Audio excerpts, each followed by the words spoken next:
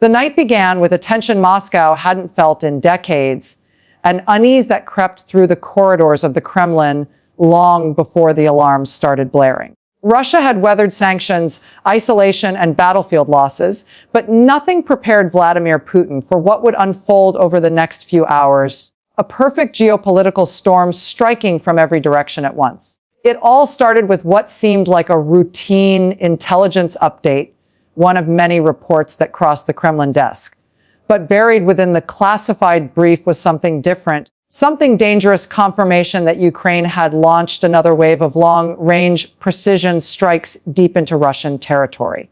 Not near the border, not near contested zones. Deep into Russia. Those words alone were enough to raise eyebrows. But it was the target list that turned concern into panic: oil refineries, military depots, early warning radar sites, a transport hub used quietly, but crucially to supply Russian forces. Strategic weaknesses that Moscow had pretended didn't exist were suddenly exposed for the world to see, and more importantly, for Russian citizens to feel. Screens throughout the Kremlin lit up with satellite feeds and infrared strike visuals. For the first time in the war, multiple Russian regions were hit simultaneously, overwhelming defense systems that were already stretched thin. Explosions echoed across Belgrade. Fires erupted in Kursk. Shockwaves rattled Ryazan. And in Voronezh, an airbase that Russian officials had carefully kept out of headlines was now engulfed in flames high enough to be seen from miles away. Putin demanded answers. Who authorized the strike package? How did Ukrainian drones bypass the layered air defenses? Why weren't the S-400s intercepting anything? But as frantic commanders scrambled to piece together the situation, the second blow landed, and this one hit the Kremlin where it hurt the most. A secure call from Beijing. China, Russia's indispensable economic backer, strategic partner, and political shield against Western pressure, was stepping back, not condemning Russia, not cutting ties completely, but pulling support in the one area Moscow needed most: energy cooperation and covert military-grade component supplies. China's message was blunt, delivered in carefully diplomatic language, but leaving no room for misinterpretation. The war was dragging too long, disrupting too many global markets, and threatening Beijing's own economic stability. And the recent strikes made Russia look vulnerable, too vulnerable for China to keep tying its long-term strategy to Moscow's deteriorating military campaign. Within minutes, the Kremlin Situation Room went silent, without China's steady hand behind the scenes, providing crucial components, buying discounted oil, and offering political cover. Russia's entire wartime machinery risked grinding to a halt. For Putin, this wasn't just a geopolitical embarrassment. This was betrayal wrapped in pragmatism and timed with brutal precision.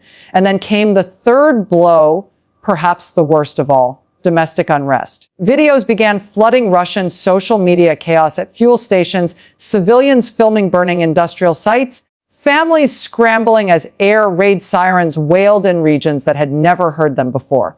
Ordinary Russians, for the first time, were seeing undeniable signs that the war was no longer far away. The illusion of safety inside Russia had been shattered. One after another, regional governors began calling Moscow, begging for reinforcements, resources, fire crews, medical units, power grid specialists, anything to stabilize their collapsing infrastructure. But Russia didn't have enough to give. Not anymore. As Putin watched the chaos unfold, his expression hardened. What made this night different wasn't just the military damage or the geopolitical fractures. It was the convergence, the sense that every pillar propping up Russia's war effort was cracking at the same time. And China stepping away. That was the moment even Kremlin insiders realized this wasn't a bad night. This wasn't a setback. This was the beginning of a shift Russia feared since the first day of the conflict. A night that would be remembered in Kremlin history as the moment everything changed. Putin stood over the glowing tactical map, the room lit by the red emergency bulbs that activated automatically when the Situation Center shifted into wartime mode. Generals lined the walls, silent, tense, avoiding his eyes. No one wanted to be the first to speak. No one wanted to be the one blamed for what was happening. Because this night was no longer just about Ukrainian strikes or an isolated intelligence failure. It was about something deeper, something Putin feared more than NATO: sanctions or battlefield losses, losing control. A curt knock broke the silence. An aide stepped forward with a tablet, his face pale. Sir. President, we have an update from the Ministry of Energy. Putin took the tablet. What he saw next made his jaw clench. A live map of Russia flickered on the screen, showing dozens of glowing red zones spreading across the western regions. These weren't military hits, these were system failures, substations offline, pipelines disrupted, oil terminals in emergency shutdown, rail networks stalled due to debris or fire. Russia's industrial heartland was bleeding, one system at a time. And then came the note that chilled the room. Estimated regional fuel shortages, 4 to 72 hours. Russia, one of the world's largest energy producers, risked running short on its own fuel. Putin slammed the tablet onto the table. How? He shouted. How did this happen in one night? A general stepped forward cautiously. Sir, the strikes were synchronized. They overwhelmed our Western grid faster than expected. Putin cut him off. And China withdrawing support tonight. That's not coincidence. Someone coordinated this. Heads turned. No one dared respond. Because even if no one said it out loud, the thought was already circulating in the minds of everyone present. Russia was being isolated, strategically, economically, militarily. And not by the West alone. China's statement wasn't a message, it was a warning.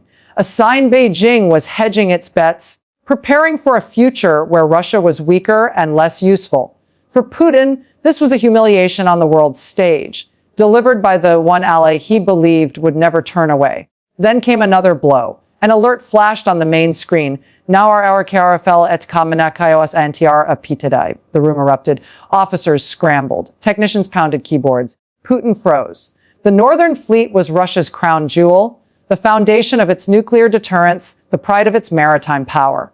Losing contact was unthinkable, impossible. Yet here it was, unfolding before their eyes. But the explanation came swiftly. One the Kremlin had dreaded. A massive cyber attack was underway. Deep, sophisticated, coordinated. Russia's secure channels were compromised, jammed by an unknown source. Reports suggested that data centers in Murmansk were offline. Backup systems weren't activating. For the first time in modern Russian history, the country's military command structure was struggling to communicate across multiple branches. Putin leaned forward, gripping the back of his chair. Who is responsible for this? He whispered. Silence again, because no one knew. And that terrified them more than the strikes. But the night wasn't done, far from it. Within minutes, civilian panic videos exploded across Russian platforms, more than the state censors could control. A drone strike in Kursk captured live by a truck driver, oil tanks bursting into fireballs in Bryansk, a refinery engulfed in flames in Ryazan, a black column of smoke rising from a fuel depot outside Voronezh, families fleeing under air raid sirens that had never sounded in their lifetimes, lines of cars stretching for miles at fuel stations running dry, hospitals switching to backup generators, regional officials admitting publicly, on camera, they couldn't contain the situation. The illusion of the war being far away evaporated. For months, Kremlin media had insisted everything was under control, that Russia was strong, stable, shielded. But this night made it clear the war had finally breached the walls of Russia itself. Putin watched several clips silently, his face unreadable. Then he turned to his intelligence chief. Where is our retaliation plan? The general swallowed. Under review, sir. The extent of the damage we need time to assess. Putin stared at him with cold disbelief. Time was the one thing he no longer had. Because while fires burned across Russian territory and cyber attacks crippled key networks, a diplomatic earthquake was shaking the foundation of Moscow's foreign policy. China's message had triggered a domino effect in Asia. India issued a statement calling for urgent de-escalation. Kazakhstan suspended a joint infrastructure project. Vietnam postponed a planned visit. Even Iran, in a surprising twist, delayed a military technical meeting citing unstable conditions. These weren't random decisions. They were signals. Signals that the world sensed weakness and was repositioning accordingly. Putin whispered to himself, barely audible, this is coordinated. Someone is orchestrating this. And then the final blow of the night arrived, one no one in the Kremlin saw coming. An emergency meeting request from Russia's own oligarchs. Not in person, not through official channels, through encrypted lines usually reserved for national emergencies. Their message was brief and devastating. Their assets were crashing. Their businesses were collapsing. Their confidence was gone. And they all wanted the same thing: stabilize the situation at any cost. Which, in Kremlin language, meant something unthinkable, something Putin had refused, rejected, and mocked for years: negotiations, de-escalation, a possible ceasefire. For a leader who built his power on strength, fear, and geopolitical defiance, this was the deepest cut of all. Because on this night, Putin's worst night, Russia's enemies didn't force him to the edge. His allies did. The world did. And now even his own elites were joining the pressure. This wasn't just a bad night for the Kremlin.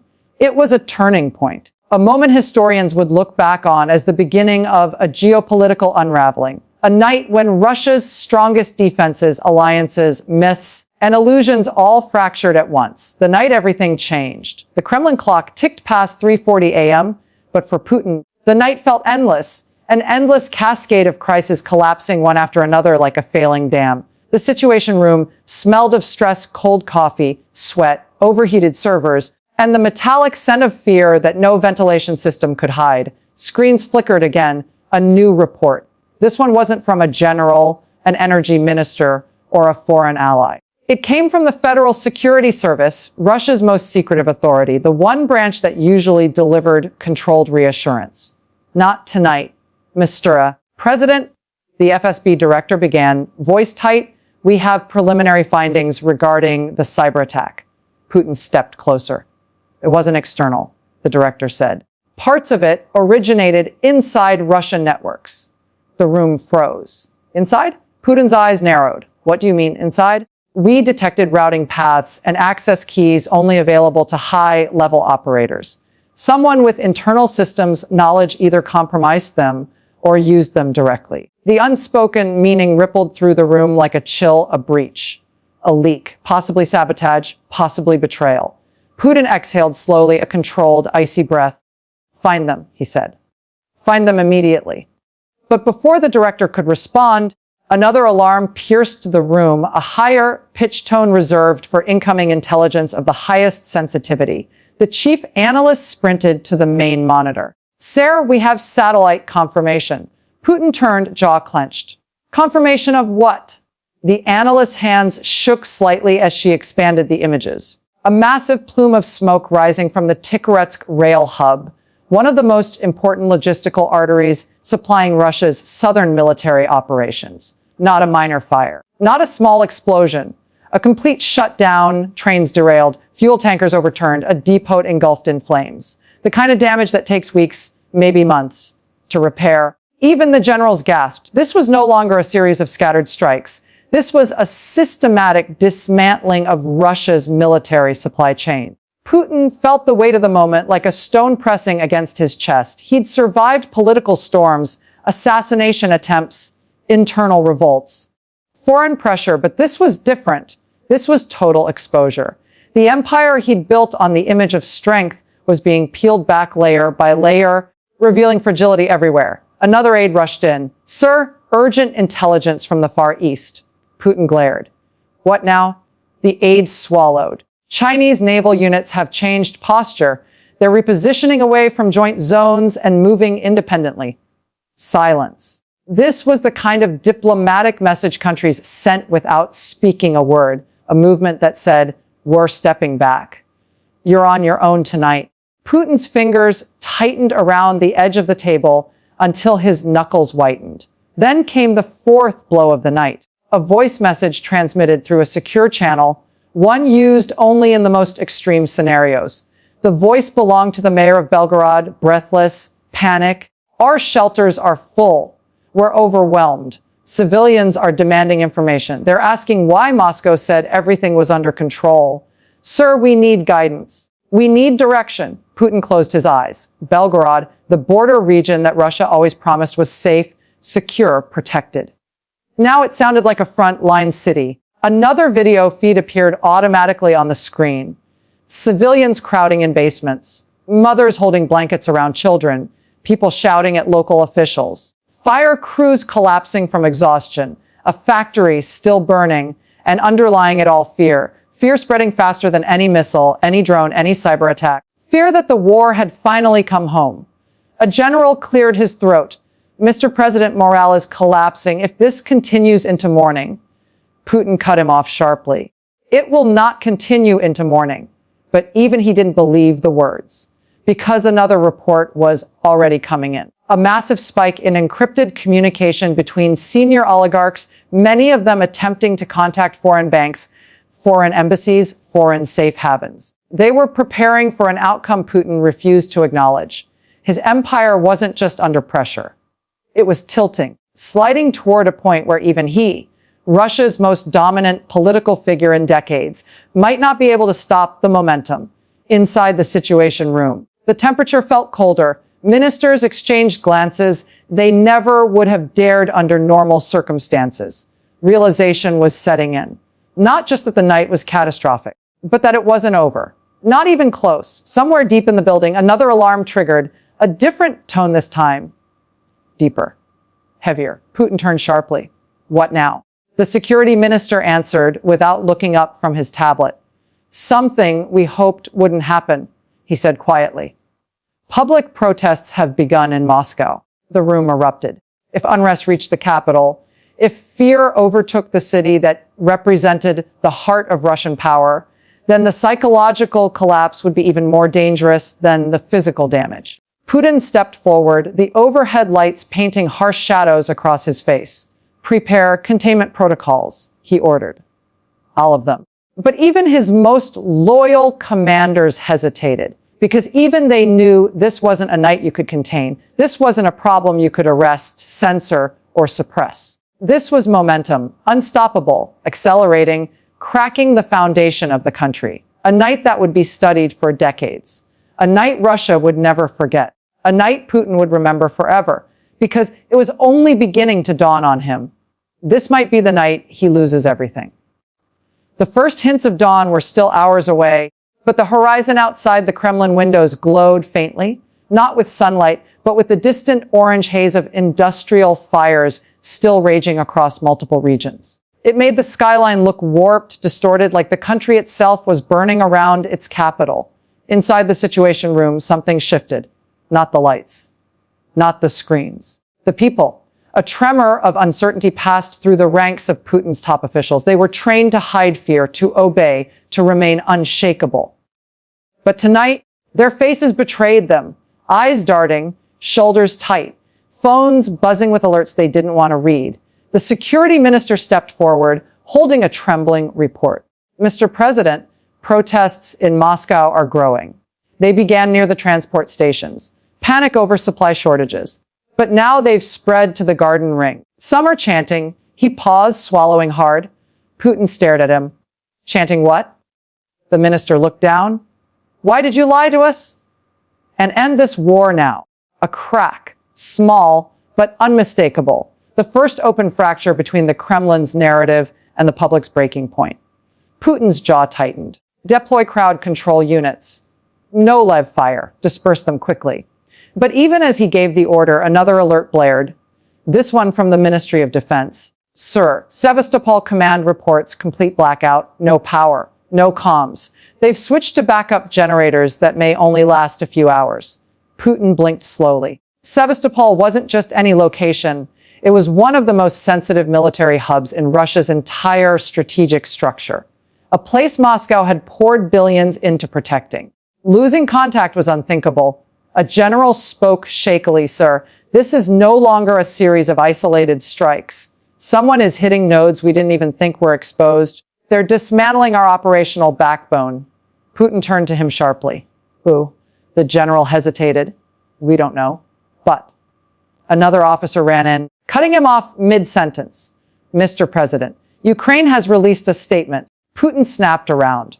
On what platform? All of them. The officer projected it onto the main screen. A calm Ukrainian spokesman stood before a podium, surrounded by flags. This is not an escalation. This is a response. Our goal is simple: to make sure that those who bring war to others can no longer hide from its consequences. The room fell silent. For months, Russia had projected strength, invincibility, the idea that nothing could touch its vast territory. But now, The narrative had flipped. Publicly, globally, in real time, Putin exhaled through his nose, slow and cold. "This is a provocation," he said, but even he didn't sound convinced. As the Kremlin absorbed the message, another voice chimed in, a digital assistant announcing a new priority alert. Financial markets update. Putin didn't want to hear it, but he had to. The central bank governor's face appeared on the screen, exhausted. "Our Mr. President, the ruble is collapsing. Some major investors have paused all transactions. Banks are limiting withdrawals." Putin scowled. "How much has it fallen?" The governor hesitated. "Almost 15% in the last hour." The room erupted and whispered, "Shock impossible." "It's still dropping? Stabilize it?" Putin barked. "We are attempting to."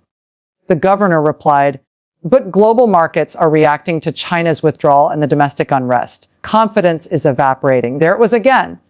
That word. Confidence. The invisible currency that held nations together. And tonight, Russia was running out of it faster than fuel, faster than information, faster than control. Another general step forward. "Sir, we need to consider partial mobilization of internal security forces for protests." Putin snapped. "No." The general replied grimly. "For protection of strategic sites, there are reports of sabotage attempts in 2 regions." Putin stared at him. "Sabotage by whom?" "We don't know yet, but internal actors seem likely." Internal. Again, that word. Something inside the Kremlin's machinery was cracking from the inside out. A junior officer rushed in, pale. "Mr. President, unverified chatter suggests that several oligarchs are preparing to flee the country. Some are already on private jets attempting to depart." Putin's expression turned to stone.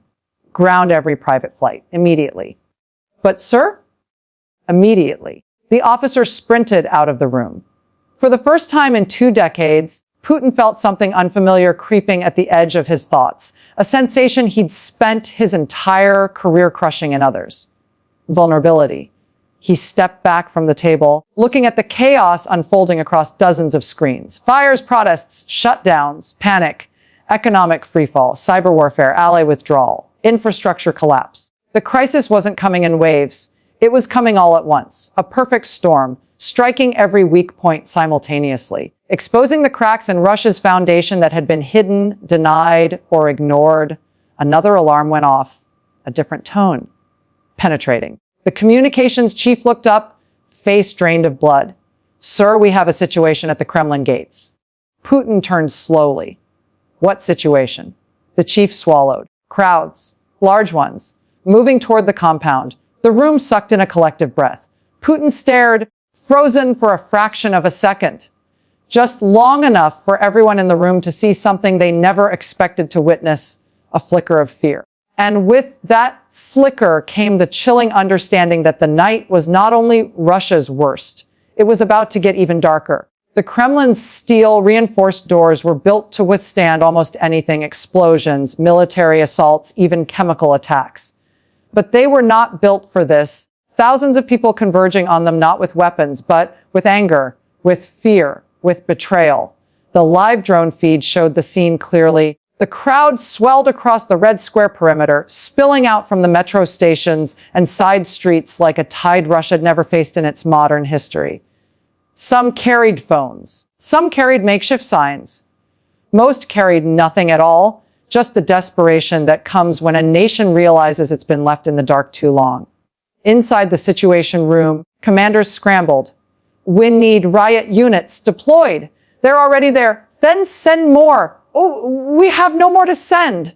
The shouting overlapped, panic sharpening every voice. Putin watched silently, the muscles in his jaw twitching. This wasn't supposed to happen, not in Moscow, not in the heart of the state he controlled so meticulously. He'd spent 20 years eliminating threats, crushing protests, silencing dissent. But tonight was different. These weren't activists. These weren't political opponents. These were regular people, workers, mothers, veterans, students, shaken by a night of explosions, blackouts, and uncertainty. A security advisor rushed to Putin's side. "Sir, if this escalates, the optics will be catastrophic. We recommend addressing the nation." "Calm them. Reassure them." Putin's eyes narrowed. "Reassure them with what?" "Lies. he snapped. The advisor hesitated. The silence that followed was the first honest moment in the room all night. Then came the next blow, unexpected, explosive. A colonel burst in, breathless. "Mr. President, parts of the Moscow police units are refusing orders." Every head turned. "Refusing orders? Which units?" Putin demanded. "The night shift from District 4. They say they won't use force on civilians trying to seek shelter." Putin stared, expression hardening into something darker. "Then replace them." The colonel shook his head. "We tried. But the replacements aren't answering their calls." A ripple moved through the room. This was something Russia hadn't faced in modern times: silent refusal, passive defiance. Loyalty dissolving without a single shot fired. The communication officer suddenly raised his voice. "We're losing feed from St. Petersburg. Protests growing there too. And Kazan. And Novosibirsk. And Yekaterinburg." Cities thousands of kilometers apart, reacting the same way at the same time. This wasn't coordinated. This wasn't planned. This was spontaneous collapse born from fear that had spread faster than the Kremlin could contain. Putin turned away from the screens, his reflection staring back at him from the polished surface of the tactical table.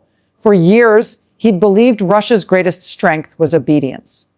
Orders followed, narratives accepted, unity maintained. But tonight, obedience was evaporating like steam. Another officer approached, hesitant. "Sir, channels from the far eastern military district have gone dark." Putin's head snapped up. Cyber attack. Possibly. Or internal lockout protocols triggered without authorization. Meaning. The officer swallowed. Meaning. Someone in the command structure is bypassing central control. Putin's face slowly drained of color. This wasn't just a bad night.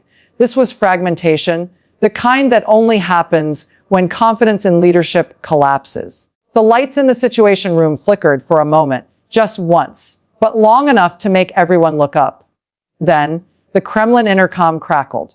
A voice from the security bunker downstairs, attention crowds reaching perimeter checkpoints, all gates in lockdown mode.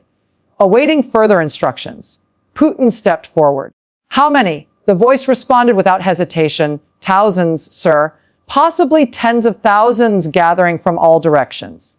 Putin stared at the screen, eyes narrowing to cold slits. How long until they breached the outer barrier? The room held its breath. Unknown. They're not attacking, just pushing forward. Pushing forward without fear, without hesitation, without waiting for permission. That's what terrified the Kremlin more than anything. Putin turned slowly, surveying his generals, his ministers, his loyalists, or who he assumed were still loyal. And for the first time, he saw it clearly: doubt, cracks, unease. People who had always stood upright now shifting nervously, avoiding his gaze. Power wasn't something you lost in a single moment. It leaked. It eroded. And tonight, Putin felt it slipping through his fingers like sand. Then, a whisper spread through the room. The kind that carries more weight than a shout. "Sir, the National Guard commander is requesting a private meeting." Putin frowned. For what reason? Didn't say. But his tone was urgent. Urgent. Not loyal. Not deferential. Urgent. Putin's eyes darkened. He understood instantly the moment all leaders fear. The moment he'd spent his entire rule preparing to avoid. A possible fracture inside his own protective forces. Outside, the crowd roared louder, a sound like a wave building up before it crashes. Inside, every phone buzzed with new alerts. Every keyboard clattered. Every second brought worse news than the last. And for the first time that night, Putin whispered to himself, under his breath, "Not now, not like this." But the night didn't care. It wasn't finished with him yet. The Kremlin's private conference chamber was silent when the National Guard commander entered. No aides, no officers, no cameras. Just him and Putin. Two men who had spent years intertwined in the machinery of power. He removed his gloves slowly, deliberately. "Why the secrecy?" Putin asked, voice low, guarded. The commander looked him in the eyes, something almost no one had done all night. "Because, sir, the men won't fire." Putin froze. The commander continued. "They're surrounded by civilians, families, elderly, young people. They're begging for answers, not violence. My officers say if they're ordered to shoot, many will refuse." Putin stared at him, face expressionless but eyes blazing. Are you saying you won't follow orders? The commander's jaw tightened. I am saying we cannot win a war against our own people. Not tonight. Not after what they've been through.